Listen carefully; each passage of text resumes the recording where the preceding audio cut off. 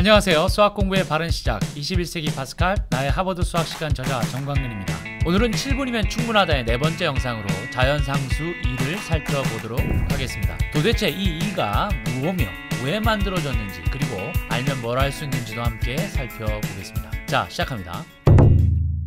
수학에는 아주 중요한 상수 두 개가 있습니다. 하나는 원주율이라고 불리는 파이, 그리고 오늘 주인공인 자연상수 2가 있습니다. 윌리엄 존스가 처음 사용한 파이는 지름과 그 지름을 갖는 원의 둘레의 관계를 말하는데, 지름 d를 갖는 원의 둘레는 그 지름의 약 3.14배임을 말해줍니다. 예를 들어 마차 바퀴의 지름이 1m이면 그 마차 한 바퀴가 돌 때 마차는 3.14m를 가게 되고, 마차가 몇 번 회전했는지를 카운트할 수 있으면 총 회전한 수에 3.14m를 곱하면 이 마차가 여행한 토탈 거리를 정확하게 구할 수 있게 되는 것이죠. 이 파이처럼 자연상수 2도 그 의미와 값을 구한 방법들을 알 수 있고, 특별히 너무 많은 자연현상들이 이 상수값과 연관되어 있다는 걸 아시게 되면 아주 놀라시게 될 것입니다. 아무튼 이 자연상수 2의 값은 확률론에 아주 능했던 스위스 수학자 베르누이가 처음 찾고 정의했습니다. 이 과정은 이자를 얘기할 때 단리, 복리라는 용어를 사용하게 되는데, 그중 복리를 나타내는 식을 구하는 과정과 밀접하게 연결이 되어 있습니다. 이 부분은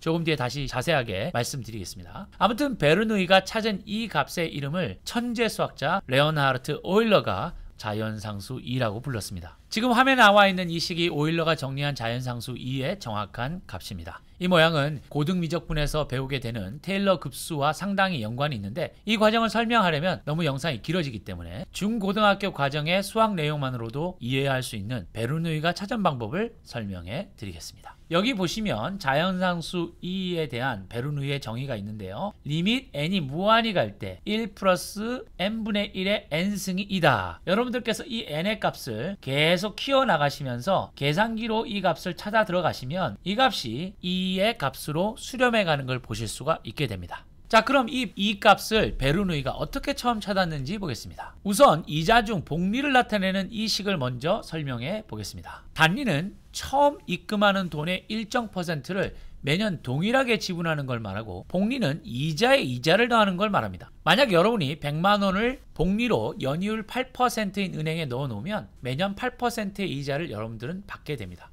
그런데 여러분, 그 은행 옆에 어떤 다른 은행이 여러분께 연이율 8%는 고객님께서 거래하고 계시는 은행과 같지만, 우리는 이 8% 연이율을 분기별로 1년에 4번 2%씩 쪼개서 총 8%를 주겠다고 하면 어떻게 하셔야 할까요? 처음 은행은 1년에 한 번 이자를 지급하는데 8%를 지급하고, 이 은행은 1년에 4번 이자를 지급하는데 한 번에 2%씩, 그래서 토탈 8%를 지급한다고 하면 어떤 은행이 더 여러분들께 유리하냐는 질문입니다. 물론 나누어서 2%씩 총 4번을 지급하는 은행으로 옮겨야 합니다. 왜냐하면 더 자주 이자를 받고 또 그 이자 받은 거에 이자를 받게 되는 구조가 확실히 돈을 더 많이 받게 되는 건 직관적으로 이해가 되기 때문이죠. 자, 그런데 횟수를 계속 늘려 1년에 12번 혹은 일주일에 한 번, 즉 1년에 52번, 아니 심지어 매일매일 8% 이자를 365로 나눈 이 작은 이자율을 적용받는다면 여러분들이 받게 되는 돈이 계속해서 일정한 비율로 커지게 될까요? 아니면 커진다고 해도 어떤 값으로 수렴해 갈까요? 이 질문에 대한 해답을 베르누이는 찾았습니다. 답은 일정한 비율로 계속 커지는 것이 아니고, 커지기는 하지만 그 값이 어떤 값으로 수렴해 간다라는 것을 찾았습니다.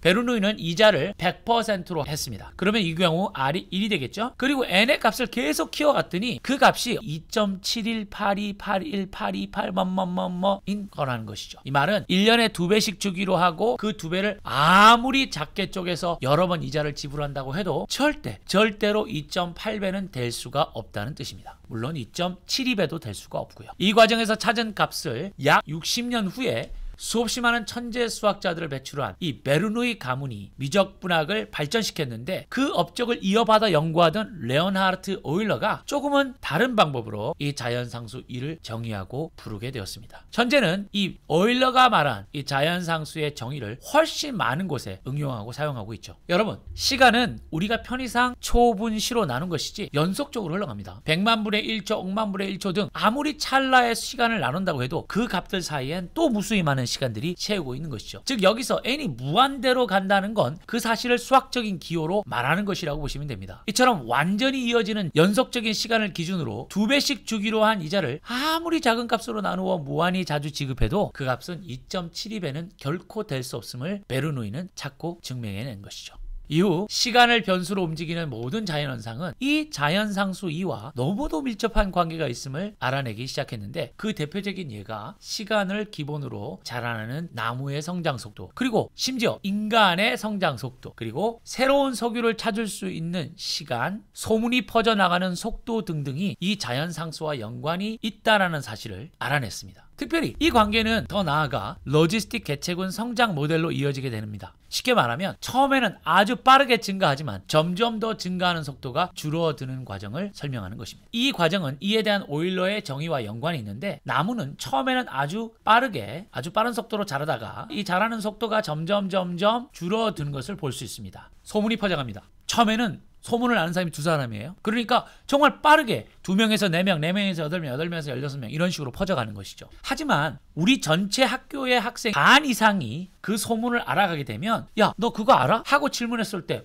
아는데? 라고 하는 학생 수가 많아지고, 그러다 보면 소문이 퍼져나가는 속도는 점점 줄어들게 됩니다. 이해되시죠? 뿐만 아니라 우리 팀을 포함한 2팀이 2번 경기를 해서 우리 팀이 1번 이상 이길 확률, 혹은 우리 팀을 포함한 4팀이 4번, 우리 팀을 포함한 10팀이 10번 경기를 했는데 그 중에 우리 팀이 1번 이상 이길 확률은 많은 팀이 많은 경기를 하면 계속해서 늘어날 것 같지만 그렇지가 않습니다. 그 값은 2분의 1이라는 값으로 수렴됩니다. 진짜 신기하지 않습니까? 우리가 살아가는 이 세상은 연속적인 시간을 변수로 모든 일들이 일어납니다. 그래서 우리가 아주 자연스럽고 편하게 느끼는 어떤 값들은 바로 이 자연상수 2와 아주 밀접합니다. 컴퓨터 그래픽을 가지고 오락을 만들어낼 때도 우리는 이 자연상수 값을 기초로 해서 어떻게 움직임을 디자인해 갈지를 생각해보면 화면 속으로 비춰지는 움직임들을 자연스럽게 받아들인다는 것을 리서치를 통해서 알아갈 수 있습니다. 참 신기하게도 우리 모두는 이 알 수 없는 값, 이 자연상수 2에 이미 친근함을 느끼고 있는 것이죠. 네, 어떻게 영상 잘 시청하셨습니까? 오늘 함께 자연상수 2를 살펴봤는데, 이 다음 미적분을 공부하시게 되면 더더욱 이 밑을 2로 하는 지수와 로그의 중요성을 아시게 될 것입니다. 로그던 지수던 베이스가 2가 되면 미분 적분이 너무 쉬워지는 걸 아시게 될 텐데, 그때 다시 한번 이 자연상수 2의 중요성을 경험하실 수 있으리라 믿습니다. 아무쪼록 자연상수 2를 이해하시는데 많은 도움이 되셨으면 좋겠고요. 영상이 마음에 드셨으면 좋아요와 구독 부탁드립니다. 그럼 한 주간도 건강하시고 다음 주에 뵙겠습니다. 감사합니다.